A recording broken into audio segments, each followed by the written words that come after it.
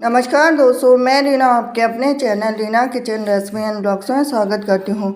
तो कार्तिक माह है, सबसे पवित्र महीना अगर हम 12 महीनों में से मानते हैं तो कार्तिक का महीना पहला ऐसा शुभ दिन है जो कि पूरे महीने भर इसमें काफ़ी महत्व रखते हैं। इसमें हर देवी देवताओं की पूजा की जाती है, भगवान विष्णु से लेकर शिव जी से लेकर लक्ष्मी मैया से लेकर सब तक। तो आज हम जानेंगे सोमवार की व्रत कथा कार्तिक मास की।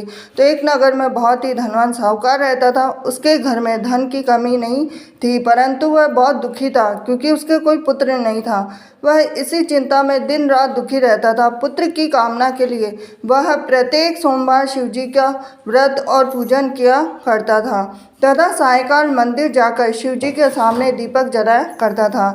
उसके इस भक्ति भाव को देखकर एक समय माता पार्वती ने शिव जी से कहा कि हे नाथ, यह साहूकार आपका अनन्य भक्त है, सदैव आपका व्रत और पूजन बड़ी श्रद्धा से करता है, आपको इसकी मनोकामना पूर्ण करनी चाहिए। शिव जी ने कहा कि हे पार्वती, यह संसार कर्म क्षेत्र है। जैसे किसान खेत में जैसे बीज बोता है वैसे ही फसल काटता है, इसी तरह से मनुष्य संसार में जैसा कर्म करते हैं वैसा ही फल भोगते हैं। माता पार्वती ने अत्यंत आग्रह से कहा कि हे प्रभु, यह आपका अनन्य भक्त है और अगर इसको किसी प्रकार का दुख है तो उसे आपको अवश्य दूर करना चाहिए। आप तो सदैव अपने भक्तों पर दयालु होते हैं और उनके दुखों को दूर करते हैं। यदि आप ऐसा नहीं करेंगे तो मनुष्य आपका पूजन और व्रत क्यों करेंगे। तो माता पार्वती का ऐसा आग्रह देखकर शिव जी कहने लगे कि हे पार्वती, इसके कोई पुत्र नहीं है, इसकी इसी चिंता में यह अति दुखी रहता है। अब इसके भाग्य में पुत्र न होने पर मैं इसको पुत्र की प्राप्ति तो दे सकता हूँ, परंतु वह भी 12 वर्ष तक जीवित रहेगा। इसके पश्चात वह मृत्यु को प्राप्त हो जाएगा। इससे अधिक मैं इसके लिए कुछ भी नहीं कर सकता हूँ। माता पार्वती और भगवान शिव का यह वार्तालाप साहूकार सुन रहा था, तो इससे साहूकार को न तो प्रसन्नता हुई और न ही दुख हुआ। वह पूर्व के समय शिव जी का व्रत और पूजन करने लगा। अब कुछ समय के बाद में साहूकार की स्त्री गर्भवती हुई। घर में बहुत धूमधाम से खुशियाँ मनाई गई, लेकिन साहूकार के मन में तो था कि वो तो केवल 12 वर्ष तक जिंदा रहेगा, उसके बाद में उसकी कोई भी आयु नहीं थी। तो अब जब बालक 11 वर्ष का हो गया तो बालक की माता ने पिता से उसके विवाह करने की बात कही। अब साहूकार बोला कि अभी तो इसको पढ़ाई लिखाई के लिए काशी भेजो, फिर उसके बाद में इनका विवाह करेंगे। अब साहूकार ने बालक के मामा को बुलाकर उसको बहुत सारा धन देकर बालक को काशी पढ़ने भेज दिया। अब रास्ते में जावे तो यज्ञ ब्राह्मण को करावे, दक्षिणा देते हुए जावे। तो दोनों मामा भांजे यज्ञ करते हुए गए, ब्राह्मण को भोजन कराते हुए गए। अब रास्ते में एक शहर पड़ा और उस शहर के राजा की कन्या का विवाह हो रहा था, परंतु जो राजकुमार विवाह करने के लिए आया था वो तो खुद ही करना था।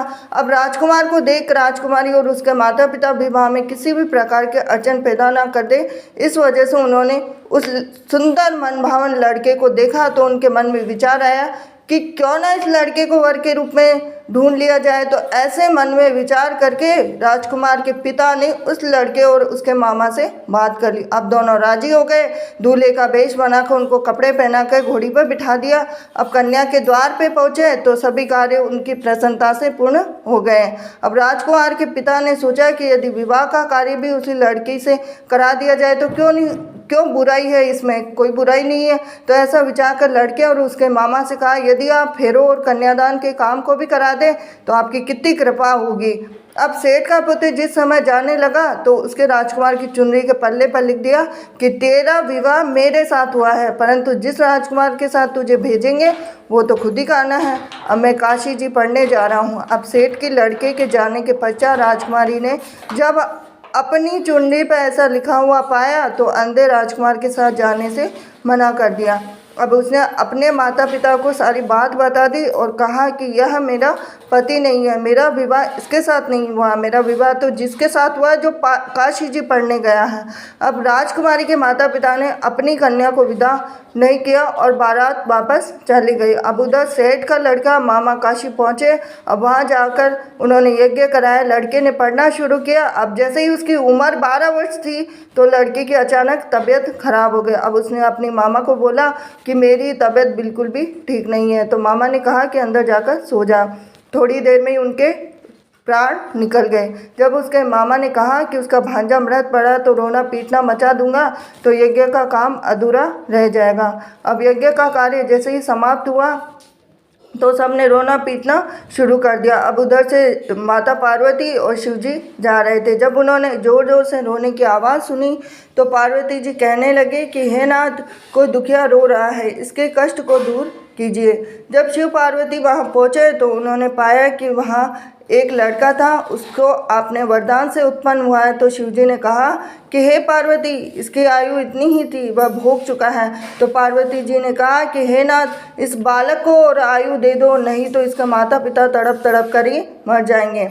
माता पार्वती के बार बार आग्रह करने पर शिव जी ने उसको जीवन का वरदान दिया। शिव जी की कृपा से उसका लड़का जीवित हो गया। अब इसके बाद में माता पार्वती कैलाश पर्वत चले गए। शिक्षा पूर्ण होने पर जब लड़का और उसके मामा यज्ञ करते हुए ब्राह्मणों को भोजन कराते हुए दक्षिणा देते हुए घर की ओर चले तो रास्ते में उसी शहर में आए और जहाँ उस लड़के का वहाँ की राजकुमारी से विवाह हो रहा था, वहाँ जाकर उन्होंने यज्ञ प्रारंभ किया। लड़के के ससुर जी आए, राजा ने उनको पहचान लिया, महल में ले जाकर उनकी आव भगत की, जैसे दास दासियाँ सहित आदर पूर्वक अपनी राजकुमारी और जवाई को विदा दिया।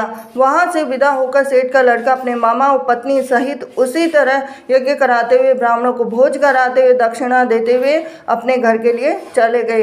घर जाकर लड़की ने अपने माता पिता को सारी बात बताई। इससे वे बहुत ही प्रसन्न हुए। शिव पार्वती, जैसे आपने सेठ और उसके परिवार को दिया वैसे सभी को देना। सोमवार व्रत कथा कहने सुनने हुकारा देने वालों को सबको देना। ये थी आज की सोमवार की व्रत कथा।